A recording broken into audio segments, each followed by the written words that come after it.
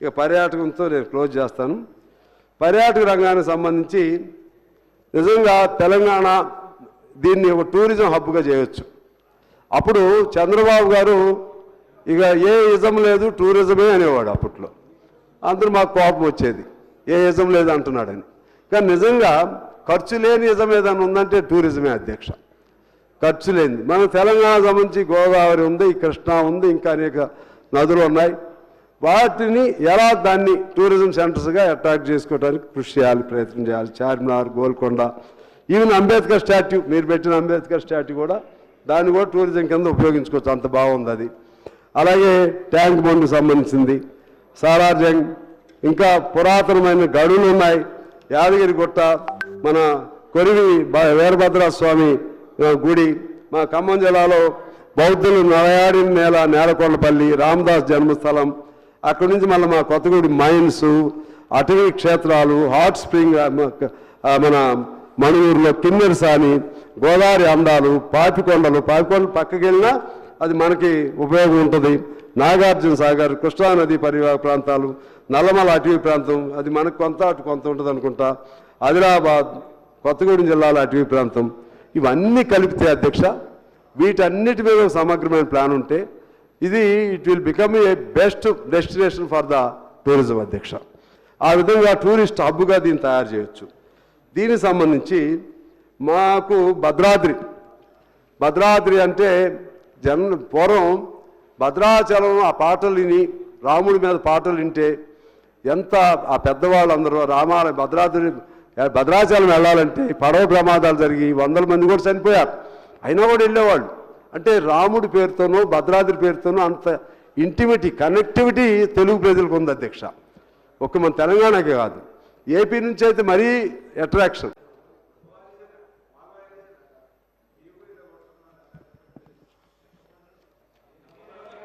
Thank you sir. ముందుగా ఎడ్యుకేషన్కి సంబంధించి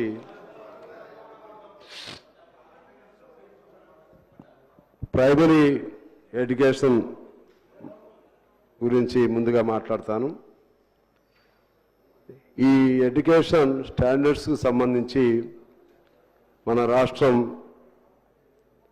దాదాపు 14వ స్థానంలోనూ 15వ స్థానంలో ఉండటం విచారకరం. దీనిపైన అది ఇవాళకి వాళ్ళ వచ్చినటువంటి సమస్య కాదు. మొదటి నుంచి కూడా ఎడ్యుకేషన్కి సంబంధించి, స్టాండర్డ్స్కి సంబంధించి, ఫ్యాకల్టీకి సంబంధించి, అలాగే ఇన్ఫ్రాస్ట్రక్చర్కి సంబంధించి, హాస్టల్లో చదివే పిల్లల బాగోగులకు సంబంధించి ఖర్చులు అయితే పెడుతున్నారు తప్పితే ఆ ఖర్చులు తగ్గ ఫలితాలు అందుతున్నాయా లేదా అనేది దాని వైపున ఫోకస్ లేదు అధ్యక్ష. దానివల్ల ఇవాళ ఈ స్థితిలోకి వచ్చాం. అందువల్ల నేను మీ ద్వారా ప్రభుత్వాన్ని అడుగుతున్నాను, మీరు క్లారిఫికేషన్ ఇచ్చేటప్పుడు చెప్పాల్సిందిగా కోరుతా ఉన్నాను. దీన్ని ఒక ఇప్పటికిప్పుడు కాకుండా ఈ దశాబ్దం, ఈ 10 ఏళ్ల కాలంలో టోటల్గా విద్యారంగానికి సంబంధించి జరిగిన పరిణామాలు, ఫలితాలు, అలాగే నష్టాలు, కష్టాలు, ఉపయోగాలు, వీటి మీద ఒక కమిటీ వేస్తారా? కమిటీలు అనేవి మామూలుగా రొటీన్గా అయిపోతే ఏ పద్ధతుల్లో అయినా సరే ఒక సమగ్రమైనటువంటి నివేదిక తయారు చేయాల్సిన అవసరం ఉంది అధ్యక్ష. గత దశాబ్ద కాలంలో ప్రైమరీ కోర్సులు ఎంతమంది చదివారు మొత్తం ఈ స్కూల్ ఎడ్యుకేషన్ కింది స్థాయిలో, అందులో డ్రాప్అవుట్స్ ఎంతమంది ఉన్నారు, అందులో కులాల వారీగా డ్రాప్అవుట్స్ ఎంతమంది ఉన్నారు, వాటికి కారణాలు ఏమిటి, అలాగే ఎలిమెంటరీ స్కూల్కి సంబంధించినటువంటి బిల్డింగ్స్ ఎన్ని ఉన్నాయి, ఇంకా అవసరాలు ఎన్ని ఉన్నాయి, ప్లే గ్రౌండ్స్ ఎన్ని ఉన్నాయి, రేషియో ప్రకారంగా స్టాఫ్ ఉన్నారా లేరా, స్టాండర్డ్స్ ఏమిటి, ఇటువంటి అంశాలను కొన్నిటిని తీసుకుని దానిపైన ఒక సమగ్రమైనటువంటి ఒక విచారణకు వస్తే దాని లోపాలు అర్థమైతే ఆ లోపాలని సరిదిద్దుకోవడానికి అవకాశం ఉంటుంది అధ్యక్ష. అలాగే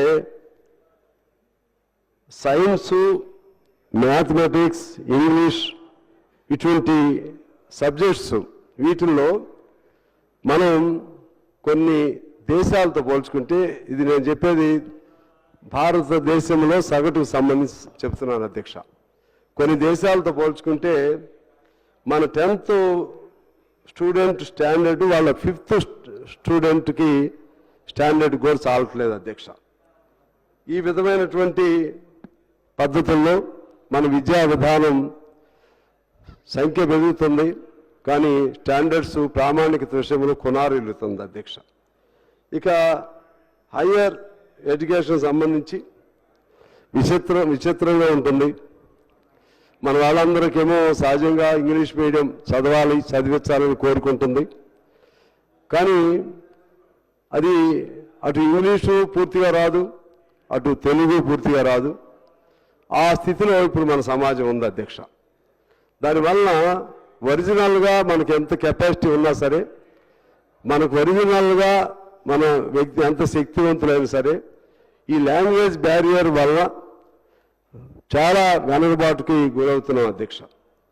దీన్ని కూడా ఇంతకుముందు లాగానే హయ్యర్ ఎడ్యుకేషన్లో ఈ 10 ఏళ్ల కాలంలో ఎంతమంది చదివారు, అందులో ఎంతమంది డ్రాప్అవుట్స్ అయ్యారు, అలాగే వాళ్ళలో ఎంతమందికి ఉద్యోగాలు వచ్చినాయి, స్టాండర్డ్స్ విషయంలో ఏ స్థానంలో మనం ఉన్నాం, ఇవి ఒక అంచనాకు రావాల్సిన అవసరం ఉందని నేను మీ ద్వారా తెలియజేస్తున్నాను అధ్యక్ష. ఇప్పటికి కూడా తెలంగాణ, కేరళ, తమిళనాడు రాష్ట్రాల కంటే మనం ఇంకా దిగువన ఉన్నాం. ముఖ్యంగా నాకు తెలిసినటువంటి కొన్ని రీజన్ చెప్తాను. ఒకటి, డిగ్రీ పీజీ కళాశాలకు సంబంధించి సరైనటువంటి నిఘా లేదు. కేవలం పర్మిషన్స్ ఇస్తున్నారు తప్పితే అందులో చదివే పిల్లలపైన నియంత్రణ లేదు, కళాశాలలపైన నియంత్రణ లేదు. ఆఖరికి ఆ కళాశాలలకు అటానమస్ స్టేటస్ ఇస్తున్నారు అధ్యక్ష. అటానమస్ స్టేటస్ అంటే అర్థం ఏంటంటే, ఇక మనకు ప్రభుత్వంతో పని లేదు, దానికి ఒక మినిమం సంఖ్య చూసి అంటే స్వయం ప్రతిపత్తి, అటు వాళ్ళు ఎంతైనా ఫీజులు వసూలు చేసుకోవచ్చు, ఏ పద్ధతిలో చేయవచ్చు. స్టాండర్డ్ ఉందా లేదా మళ్ళీ దాని మీద నిఘా లేదు. అంటే ఇది ప్రభుత్వాలు, ఏ ప్రభుత్వం అయినా కానీ హయ్యర్ ఎడ్యుకేషన్ నుంచి తమ బాధ్యతను విస్మరించి హయ్యర్ ఎడ్యుకేషన్ అనేది ఇక చేతుల్లో లేకుండా చేయాలనేటువంటి ఒక ఆలోచన. Not in Telangana, it is a concept being adapted elsewhere in India, particularly by the central government. So దీనికి సంబంధించి ఇటీవలే మనం చూసాం, ట్రంప్ అమెరికాలో ఇంతకుముందు ఎడ్యుకేషన్ మొత్తం కూడా ప్రభుత్వ రంగంలో ఉండేది అధ్యక్ష. ట్రంప్ ఈ మధ్య taken a decision to delete entire this higher education system from the government నుంచి సిస్టమ్ తీసేశాడు. మన నరేంద్ర మోడీ గారు కూడా ఆ ఫుడ్ స్టెప్స్లో నడుస్తున్నట్టుగా ఉంది.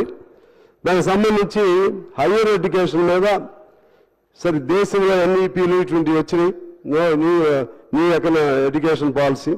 మన రాష్ట్రం సంబంధించి హయ్యర్ ఎడ్యుకేషన్ సంబంధించి మీరు తీసుకునే జాగ్రత్తలు ఏమిటో చూడాల్సిన అవసరం ఉంది అధ్యక్ష. ఇప్పుడు కూడా ఫ్యాకల్టీ లేదు, సరైన ఫ్యాకల్టీ లేదు. కేవలం రిటైర్ అయినటువంటి వాళ్ళ ప్లేస్లో మరలా పర్మనెంట్ ఎంప్లాయ్మెంట్ లేదు అధ్యక్ష. కాంట్రాక్ట్ లెక్చరర్స్ని చాలని జీతాలతో వాళ్ళు నియామకం చేస్తున్నాం. వాళ్ళకి ఆ జీతాలు చాలవు, ఉద్యోగ భద్రత లేదు కాబట్టి ఆఫ్ మైండ్తో వాళ్ళు వర్క్ చేస్తున్నారు అధ్యక్ష. మిగిలిన సమయంలో యంగ్స్టర్స్ కాబట్టి వాళ్ళ భవిష్యత్తు చూసుకోవాలి కాబట్టి గ్రూపులకు ప్రిపరేషన్ ఆ పేరుతో అవటం వల్ల ఇక్కడ సరైనటువంటి పర్మనెంట్ ఎంప్లాయీస్ లేకపోవటం వల్ల ఆ ప్రభావం ఆ పిల్లలపైన పడుతుంది. భావి భారత భవిష్యత్తులో ఉండవలసినటువంటి పిల్లలు వాళ్ళు విద్యాపరంగా నిర్వీర్యం అయిపోతున్నటువంటి పరిస్థితులు కనపడుతున్నాయి అధ్యక్ష.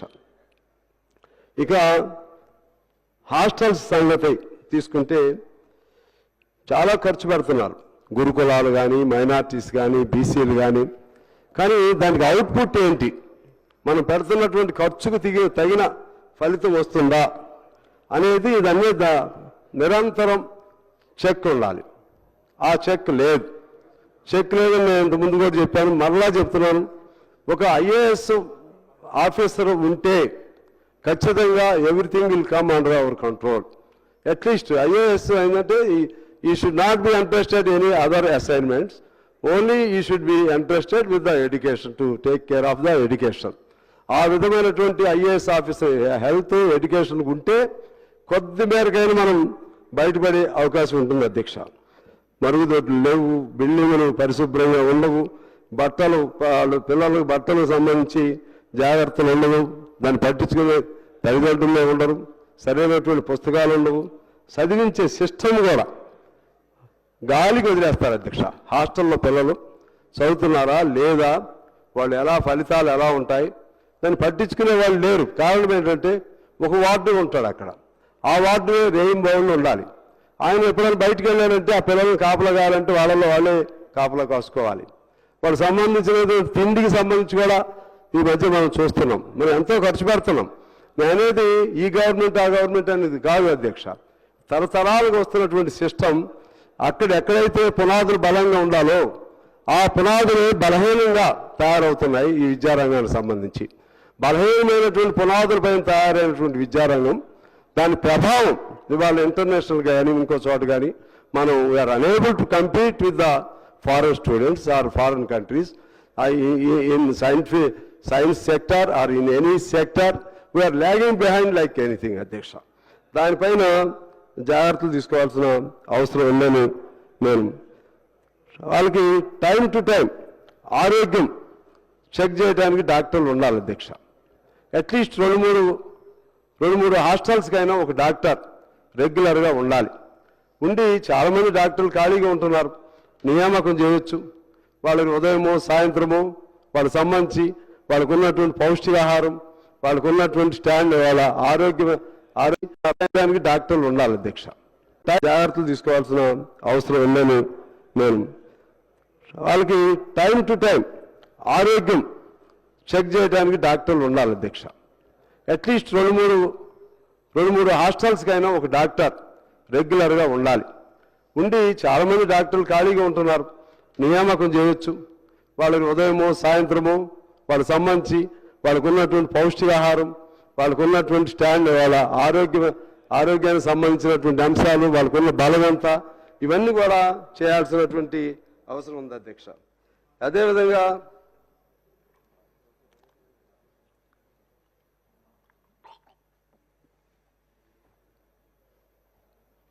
ఇప్పుడు మనం హాస్టల్స్ పెట్టింది పిల్లలకి ఫిజికల్ తల్లిదండ్రులు